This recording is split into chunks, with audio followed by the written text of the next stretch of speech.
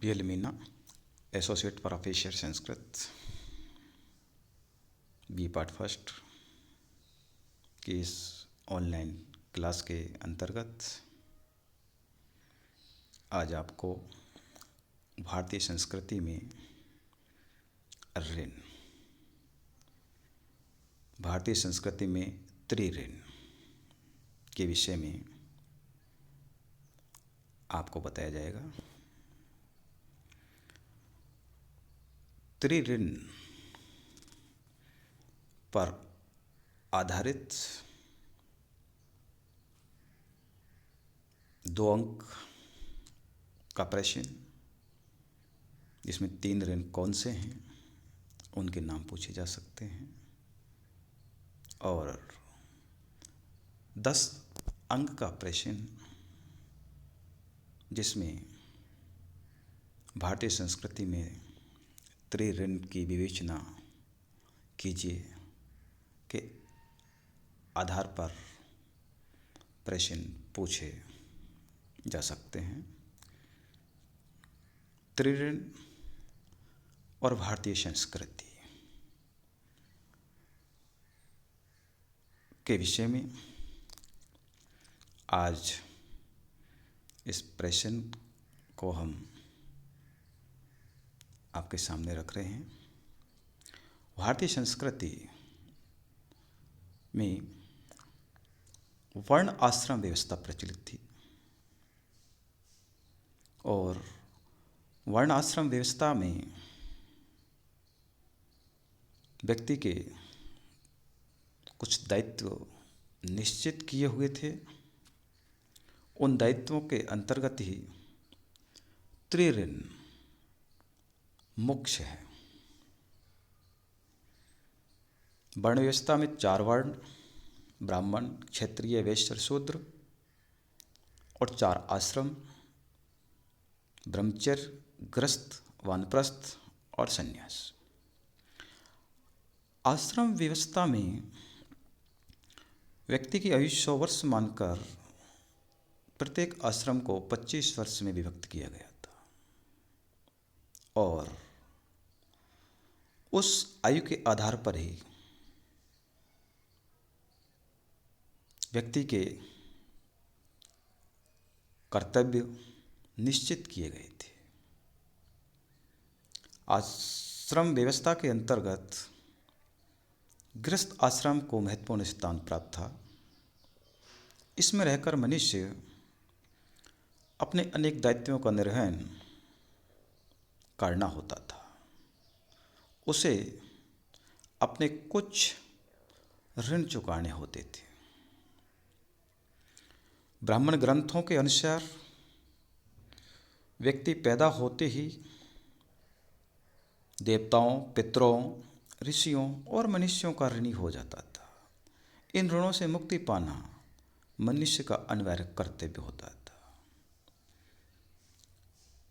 उन कर्तव्यों में 3 कर्तव्य मुख्य हैं जो उसके ऋण होते थे, जिन्हें 3 ऋण, पितृ ऋण, ऋषि ऋण और देव ऋण। पितृ ऋण क्या है? इस ऋण का संबंध पारिवारिक जीवन से है। समाज की उन्नति और विकास के लिए पितृ ऋण आवश्यक है। इस ऋण को संतानोत्पत्ति द्वारा चुकाया जाता है। पिता का ऋण संतान की उत्पत्ति और उसे योग्य जन बनाने पर चुकता है। इस ऋण के उपरांत दूसरा गृहस्थ जीवन के अंतर्गत ऋण है ऋषि ऋण। यह ऋण स्वाध्याय द्वारा चुकाया जाता है। गुरुकुल व्यवस्था थी जिसमें गुरु शिष्यों को गूढ़ रहस्यों के विषय में ज्ञान देते थे। उन शिष्यों पर गुरु का भारी ऋण हो जाता था। इसी को ऋषि ऋण कहा जाता था। स्वाध्याय के द्वारा ऋषि से मुक्ति प्राप्त होती थी। स्वाध्याय द्वारा गृहस्थ ऋषि ऋण से मुक्त होता था। गृहस्थ आश्रम में रहकर गुरुकुल संस्थाओं को जीवित रखने हेतु उन्हें दान देना और अपने अध्ययन को निरंतर रखकर ज्ञान वृद्धि के साधनों की वृद्धि में सहायक बनकर ऋषि ऋण को चुकाता था।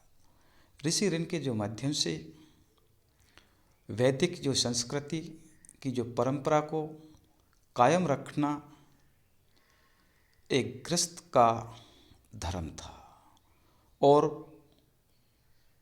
स्व अध्ययन के द्वारा स्वयं वैदिक संस्कृति को जानना और आगे की पीढ़ी में उसे प्रेरित करना एक गृहस्थ का धर्म था, कर्तव्य था और ऐसा करके ही वह ऋषि के ऋण से मुक्त होता था। तीसरा ऋण देव ऋण। इस ऋण को गृहस्थ यज्ञ आदि के द्वारा चुकाता था। महापुरुषों का समाज पर बहुत बड़ा प्रभाव पड़ता है। इसका मनुष्य ऋणी होता है। महापुरुषों के आदर्शों पर चलकर उनके ऋण से मुक्त हुआ जाता है। गृहस्थ जब महान पुरुषों के आदर्श पर चलता है तो आगे की जो पीढ़ी भी उसका अनुसरण करती है। इस प्रकार से उन आदर्शों का पालन करना और आगे की पीढ़ी से उन आदर्शों का पालन कराने के लिए प्रेरणा देकर एक गृहस्थ देव ऋण से मुक्त हो जाता है। इस प्रकार से भारतीय संस्कृति में ऋण त्रय की अवधारणा थी। इस अवधारणा के द्वारा गृहस्थ जीवन में व्यक्ति त्याग की भावना का विकास होता है। ऋण से ओरिणी बनाना भारतीय संस्कृति की एक प्रमुख विशेषता रही है। सभ्य समाज के अंतर्गत आज भी इसकी जीवंतता देखी जा सकती है।